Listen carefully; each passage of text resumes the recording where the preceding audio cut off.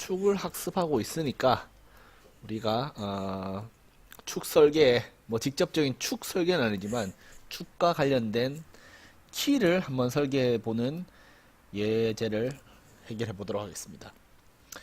자, 인장 한북 광도가 500메가파스칼인 재료, 그리고 지름이 38mm인 축을 제작하였다. 이 재료로 이러한 축을 만든다는 거죠. 만약에 이 축에 최대 토크가 500Nm가 작용된다면 이 축에 적합한 키를 안전계수가 2.8이 되도록 설계해보자. 자, 키를 설계한다는 것은 키는 이렇게 길쭉하게 생긴 진극면 체조죠. 그래서 여기서 여기까지 키의 길이 뭐 L이라고 두고 여기서 여기까지 키의 폭을 T라고 둡시다. 그리고 높이를 H로 두는데 이거를 다 구하라는 이야기죠. 이 세 개를 알아야지 키가 어떻게 생겼는지 알 수 있을 거 아닙니까? 그죠?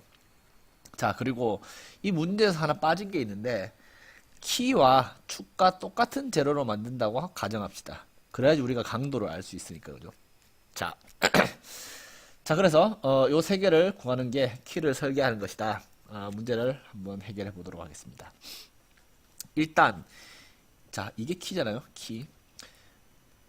여기에 축이 있고 예를 들어서 뭐 기어의 허브, 그러니까 축이 꽂혀서 고정되는 그 부분이라고 합시다. 여기. 그래서 여기 축이 끼워져 있다. 자, 이 축은 어떠한 힘을 버텨야 될까요? 물론 축은 이 부분에 인장 직교응력도 감당해야 되겠지만, 자, 눌러져서 파괴돼봤자 그 압축응력으로 얼만큼 파괴되겠습니까? 그죠?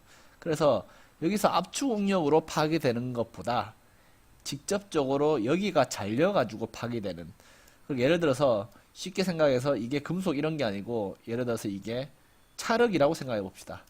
그러면 찰흙을 키처럼 여기 끼워 놓으면 당연히 마치 이렇게 쓸려 나가듯이 딱 잘리겠죠. 그래서 여기에 있는 전달 응력이 이 재료가 분리되지 않도록 버텨줘야 된다. 즉, 이 재료의 전단 강도가 이 축의 회전에서 발생시키는 전달 응력보다 더 커야 된다는 이야기죠. 그래야지 이 키가 파괴되지 않고 축이 돌면 뭐 기어가, 예를 들어서 기어가 같이 돌 수 있겠죠. 그래서 이것은 전달 응력 문제다. 그죠? 그래서 아까 얘기했던 대로 이놈의 전단 강도가 여기에 작용하는 전단 응력보다 최소한 같아야 또는 같거나 커야 된다. 그죠? 근데 우리가 전단 강도하고 전단 응력을 비교하는데 지금은 문제는 인장 강도밖에 없어요. 인장 강도. 우리는 전단 강도가 있어야 되겠죠. 그래서 인장 강도밖에 없으면 우리는 어떻게 해야 되냐? 이 문제를 풀지 못하냐? 자, 인장 강도가 있으면 우리가 전단 강도를 예측할 수 있어요. 어느 정도 합리적인 방법으로 예측할 수 있다. 물론 정확한 방법은 아닙니다. 자, 어떠한 방식으로 예측할 수 있냐? 첫 번째 방법은 우리가 예전에 파손 이론을 학습할 때 트레스카를 검토할 때 한번 예측한 적이 있어요. 그때 어떻게 예측을 했냐? 예를 들어서 인장 실험을 하는 경우에는 여기에 단 하나의 직교응력이, 그러니까 직교 중에서 인장응력이 작용되고 있죠. 그러면 이 인장응력은 다른 축의 응력은 다 0일 거 아니에요. 단축 인장 실험이니까. 그래서 얘는 다른 축의 응력은 다 0에 있어요.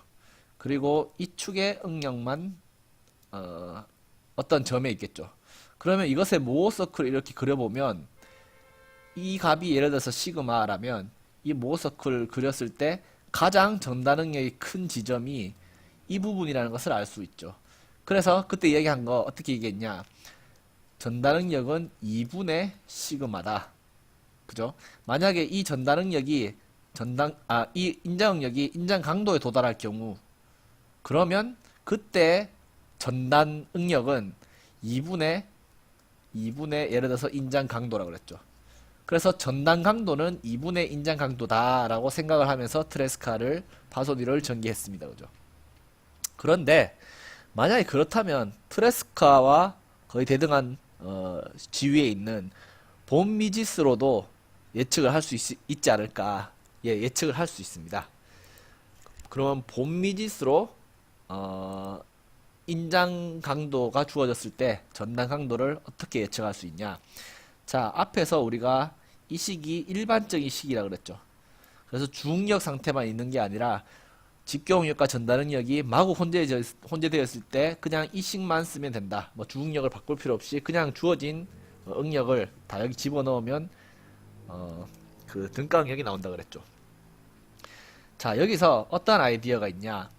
만약에 전단응력 하나만 주어졌을 때 그때 등가응력이 얼마인지 바꿀 수 있잖아요. 예를 들어서 전단응력이 뭐 어떤 전단응력이 예를 들어서 뭐 가라는 전단응력이 있으면 이놈을 직교응력으로 바꾸는 거예요. 그리고 만약에 이 값이 직교 강도, 그러니까 그 인장 강도라면 그때 이 값이 얼마냐 그걸 구하면 여기에 해당되는 전단응력이 인장 강도로 바꾸어주면, 인장력으로 바꾸어지면 그게 인장 강도다라는 사실을 알 수 있겠죠. 자, 그래서 즉 전단응력 하나만 주어진 상태, 직교응력은 다 0이 되겠죠. 그리고 전단응력 셋 중에 한 개만 살리고 나머지를 다 죽여요. 그러면 어떻게 되냐? 그 등가응력은 0.577 전단응력이 돼요. 즉 전단응력이 한 개만 주어져 있는 상태는 이 반대죠. 이렇게 되죠. 그 한 축 직교응력은 0.577분의 전단응력이 됩니다. 즉 전단응력이 단 한 개만 주어져 있다면 그게 6개, 3개 직교응력과 3개의 전단응력이 있는 경우에는 전단응력이 하나만 주어졌을 때는 그것을 등가응력으로 바꾸면 거기에다가 0.577을 나누면 등가응력이 된다라는 말이죠. 그래서 이 상태에서 이 응력이 항복 강도에 해당한다면 그때 해당하는 전단응력이 얼마냐는 거죠. 그래서 그것을 찾아보면 타우는 0.577 인장 강도가 된다라는 사실을 알 수 있죠. 그래서 인장 강도에 해당하는 전단 강도는 0.577을 인장 강도에 곱해주면 된다. 즉 인장 강도가 500메가파스칼일 때는 전단 강도를 모른다면 조금 예측을 할 수 있는데 그 예측이 얼마냐? 트레스카로 예측하면 반 250메가파스칼이 되는 거고요. 본미지수로 계산을 하면 0.577을 500에 곱한 값이 전단 강도가 되더라. 물론 이것은 예측일 뿐입니다. 제로마다 성질이 다르기 때문에 인장 강도 또는 전단 강도를 각각 실험을 해봐야 돼요. 그런데 전단 강도 데이터가 없다. 그러면 부득이하게 트레스카 또는 본미지수 등을 이용해서 예측을 해야 되는데 왜 본미지수를 써서 예측을 해야 될까? 뭐 트레스카로 예측을 할 수 없는 건 아니에요. 그런데 본미지수로 예측을 해야 되는 이유는 우리가 파손 이론을 학습할 때 트레스칼은 보수적이고 본미지수는 실제에 좀 더 가깝다 그랬죠. 그런데 우리가 지금 중간 단계에 이런 분석을 하고 있다면 굳이 설사 우리가 보수적인 설계를 해야 된다 그러더라도 계속 보수적일 필요는 없어요. 왜냐하면 보수적인 것은 어떻게 보면 안정성에는 좋기는 하지만 정확도가 떨어지거든요. 그런데 그러한 보수적인 방법을 몇 번 쓰면 그 부정확이 누적돼 버립니다. 그래서 만약에 보수적이고 싶어도 정확한 거를 다루다가 마지막에 보수적일지 정확할지 결정 지으면 되는 거지 몇 차례 몇 번의 단계에 계속 보수적인 방법을 사용해서 부정확성을 누적시킬 필요는 없다는 거죠. 그래서 우리가 지금 다루는 게 최종 단계가 아닌 중간 단계에 있다. 그러면 정확한 것을 쓰는 게 더 좋다. 그 정확한 것이 트레스카와 본미지수 중에서는 본미지수가 더 정확하기 때문에 우리는 여기에서는 본미지수를 사용하도록 하겠습니다. 그래서 본미지수를 사용해서 결론을 이야기하자면 전단 강도를 우리가 SY가 인장 강도죠. 그래 SY 시어 일들을 우리가 전단 강도로 한다면 0.577 이게 500이었죠. 0.577 곱하기 500이라 하자는 거죠. 그래서 그 값이 288.5 메가파스칼이 되었습니다. 이게 전단 강도라는 거죠. 자, 강도를 구했으면 이제는 여기에 해당되는 응력, 실제로 작용하는 응력, 작용하는 전단 응력을 구해야 되겠죠.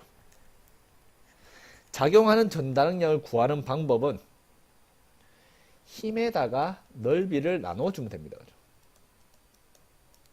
자, 여기서 넓이는 키를 생각한다면,